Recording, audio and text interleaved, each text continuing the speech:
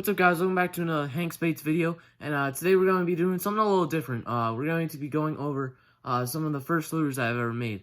Marling Baits did this on his channel, so go check him out. I thought it was a cool idea, so I thought I'd try this out. I'm going to show you some and also explain like what fish that I caught with each one. And my first ones were very, very bad, to say the least. But luckily I've gotten better. I wouldn't be doing a YouTube channel about it. But other than that, let's get right into it.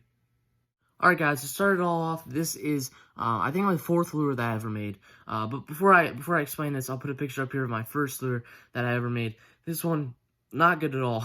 Honestly, it was very bad. It floated. I didn't even have any clear coat on or anything. And that was just kind of after the first time I saw Nate Marling's YouTube channel. And I just tried to do what he did, and it was horrible. But this, I think, was the fourth one that I ever made. Not as bad, but still pretty bad. It's very chunky. It's pretty squared off, but this one I actually caught a fish on. First fish that I ever caught with this. I caught one, and it was at my neighbor's pond, and I think it was 7 or 8 inches. Pretty cool lure. It kind of had a barrel roll action, like there's more weight on the top than there is the bottom. So I reeled, it kind of sunk and then floated, sucked, floated, and it kind of did that over and over again. This is a lure that I also made. This one I caught 13 fish on. Pretty good lure. It has good action, actually. It still definitely has imperfections. I think the biggest one, I'll put a picture up here, was 16 or 17 inches, which is pretty cool. But this one was the first swim bait that I made, and I accidentally cut it the wrong way. So it's kind of a weird way. And also I put weird way it moves, and also I put weights on the side, so it kind of floats on its side. But I don't think I'll ever catch a fish with that in the future. Here's a topwater frog that I made. This is a pretty cool lure. I'm glad with how this came out. I think I made this 2 or 3 months ago. Not too bad. I like making these because you don't have to add any weight on the bottom. They're pretty easy to make. I kind of had to be inventive and try to figure out where a fishing line was that I could use, but as the legs. But works pretty good. I think I caught 3 or 4 fish on this. And then these next ones I'm going to show you, I didn't try out yet even. So here is one that I made maybe a month or 2 ago. This one's pretty good. It's pretty, I'm happy with my workmanship that I did on this. I like the tail and everything. First time I ever made a plastic tail, in fact. This one's a pretty cool lure. I can't wait to try that out.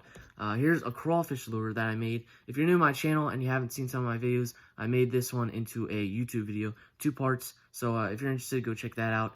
And also, I'm not going to go through all of them today. I might do a part 2. I'm not quite sure, but let me know if you guys are interested in that. But other than that, let's just keep rolling on what I made. Alright guys, so to continue on the topic of the first lures I ever made, this is the first lipped crankbait that I ever made. This one's pretty cool. This is actually 2 pieces of plastic that I super glued together on the front. Pretty flimsy. Here's one that I made previously. This one's much more sturdy, but I don't have any Lexan polycarbonate, so I can't really make a good lip on a lure. That's why most of the lures I make are lipless, but that's okay. Still fun to make. Still enjoy making them. Here's a whopper. Or just a plopper, not a whopper plopper. This one is pretty cool. This one, it just kind of plops on the surface, hence its name. The line ties right here, and then whenever you reel, it kind of plops along the surface as it rolls. But here's also, if you could hear that, that was the sound of the wind. We're still getting a lot of snow, like I mentioned in my last video. But other than that, here's another lure that I made. This one I made recently. This one's really cool. Probably my favorite lure that I ever made. First time I ever painted the gills, and also first time I ever made the bass stripe across there. Really cool lure. Can't wait to try this one out. And previously I made this one, swim bait. Pretty cool. I like this baby bass swim bait. Also on my channel. Check that out if you're interested. This is the first one that I ever made on my channel. That one's pretty cool. Jerk bait that I made also on my YouTube channel. Most of them are on my YouTube channel, not all of them. I still have a lot more, like I mentioned, but other than that, I'm just gonna keep rolling with what I got. Alright, so in case you're wondering why I'm kind of making the video splotchy, is because I can't film too long because I'm filming on my phone, so that's why I kind of have to cut off and then re-record and everything. But other than that, I thought this one was important to mention. This was the second lure that I ever made. Not very good at all. I tried to make like a bluegill and stuff like that. I never caught a fish in this. I'd never think I will. Not the best work that I've ever done, that's for sure.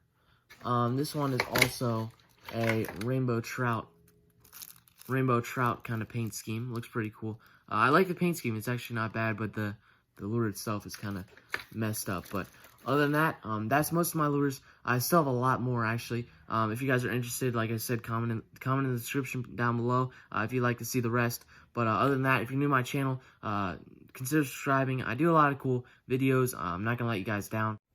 Once again, guys, thank you for watching, and if you haven't already, like the video, share the video, it means a lot to me. I am just a small YouTuber so far. Thanks for 40 subscribers, that means a lot to me. On our way to 100, looking forward to that. But other than that, thanks for watching, and I'll see you in the next one.